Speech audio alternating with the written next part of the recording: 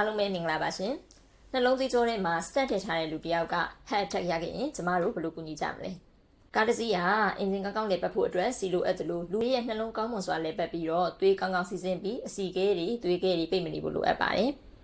အကယ်၍များအင်ဂျင်ကမကောင်းတော့ဘူးဆိုရင်စီချူဖို့လိုအပ်တယ်လို့ပဲလူရဲ့နှလုံးမှာလည်းအစီကဲတွေသွေးကဲတွေပိတ်နေမယ်ဆိုရင်သွေးကောင်းကောင်းစီးဆင်းမှာမဟုတ်ပါဘူးဒါကြောင့်သွေးကောင်းမွန်စွာစီးဆင်းမှုအတွက် stent ဆိုတဲ့သေးငယ်တဲ့အရာလေးကိုနှလုံးရဲ့သွေးကြောမှာထည့်ရပါမယ်ဒါမှသာနှလုံးရဲ့လှုပ်ဆောင်ချက်တွေပြန်လည်ကောင်းမွန်လာမှာပဲဖြစ်ပါတယ်ရှင်နှလုံးကိုထောက်ပံ့ပေးနေတဲ့အဓိကသွေးကြောကြီး၃ခုရှိပါတယ်နှလုံးသွေးကြောတစ်ခုမှာ stent ထည့်ထားပြီးမယ်လေနောက်ထပ်ပိတ်ဆို့မှုအသစ်တရားတခြားသွေးကြောတွေမှာဖြစ်နေနိုင်ပါသေးတယ်ဒါကြောင့်သတိထားစရာလေးတွေသိထားတဲ့နာလေးတွေကို sharing လုပ်ပေးကြပါရရှင်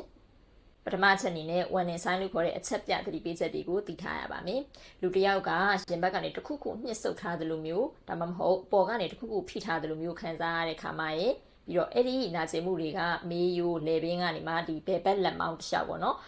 ပြန်လာတဲ့ခါမှာရဲ့ပြီးတော့ခေါင်းမူးဝေတာတွေအသက်ရှူရချက်တာတွေနဲ့ချွေးစည်းပြန်လာတဲ့အချက်တွေပေါ့နော်ဒီချက်တွေကိုဆိုလို့ရှိရင်သတိထားရပါမယ်ရှင်ဒုတိယချက်အနေနဲ့ကတော့ဒီလိုမျိုးတွေဖြစ်လာခဲ့ပြီဆိုလို့ရှိရင်အရေးပေါ်အကူအညီဒါမှမဟုတ် emergency ကောက်ကိုချက်ချင်းခေါ်ရပါမယ်ဒီလူကနှလုံး stent ထည့်ထားတယ်လို့ကိုကသိထားတယ်ဆိုလို့ရှိရင်လည်းပြောပြထားရပါမယ်ဒါမှသာဆရာဝန်အနေနဲ့လိုအပ်တာကိုပြင်ဆင်ပြီးတော့ယူလာနိုင်မှာပဲဖြစ်ပါတယ်ရှင်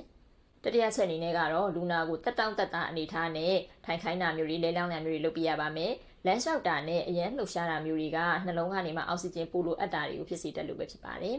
နောက်ချက်ကတော့လူနာကပေါ့နော်ဆရာဝန်ညွှန်ကြားထားတဲ့ဆောင်ခိုင်းထားတဲ့စီဒါမှမဟုတ်ရင်ဘတ်အောင်လာတက်တာတဲ့စီရှိရဆိုလို့ရှိရင်လည်းစေယုံကစောင့်နေစဉ်အတွင်းမှာတိုက်ထားလို့ရပါတယ်စတုတ္ထချက်အနေနဲ့ကတော့လူနာကတတိမရတာမျိုးတွေပြီးတဲ့ခါကျတော့နှလုံးကရုတ်တရက်ရက်သွားတဲ့အခြေအနေမျိုးတွေမှာဆိုရင်အရေးပေါ်အသက်ကယ်နည်းနဲ့အသက်ကယ်လို့ရပါတယ် CPR လို့လည်းခေါ်ပါတယ်ရှင်နှလုံးမှာ stent ထည့်ထားတဲ့သူတယောက်ကလည်းအထက်ပါအခြေအနေနဲ့ကြုံလာခဲ့ရဆိုလို့ရှိရင်အရေးပေါ်အသက်ကယ်နည်းနဲ့ကယ်လို့ရလားမေးလာခဲ့ရဆိုရင်တော့ကယ်လို့ရတယ်လို့ပြောလို့ရပါတယ်အချက်အနေနဲ့ကတော့ AED လို့ခေါ်တဲ့လျှက်စစ်နှလုံးနှိုးဆက်ကိုပေါ့နော်လူနာကအသက်ရှူရက်ပြီးသတိမရတော့တဲ့အခါမျိုးမှာ CPR နဲ့တွဲဖက်ပြီးတဲ့အခါကျတော့သုံးပြလို့ရပါတယ်ဒီအရေးပေါ်အသက်ကယ်နည်းပေါ့နော် CPR plus AED နှစ်မျိုးလှုပ်ဆောင်ချက်က CPR တစ်မျိုးတည်းထက်လူနာရဲ့ပေါ့နော်အဲ့ဒီအသက်ရှင်နိုင်တဲ့အခွင့်အလမ်းကိုပို့ပြီးတော့များစီပါတယ်ရှင်နိုင်ငံသားမှာဆိုလို့ရှိရင် public area တွေပေါ့နော်ဒီလူထူတက်တဲ့နေရာတွေမှာဆိုလို့ရှိရင် AED set ကိုထားပေးတတ်ကြပါတယ်မြန်မာနိုင်ငံမှာဆိုရင် Junction City Shopping Mall လိုနေရာမျိုးမှာ AED set ထားပေးတာကိုတွေ့ပူပါတယ်ရှင်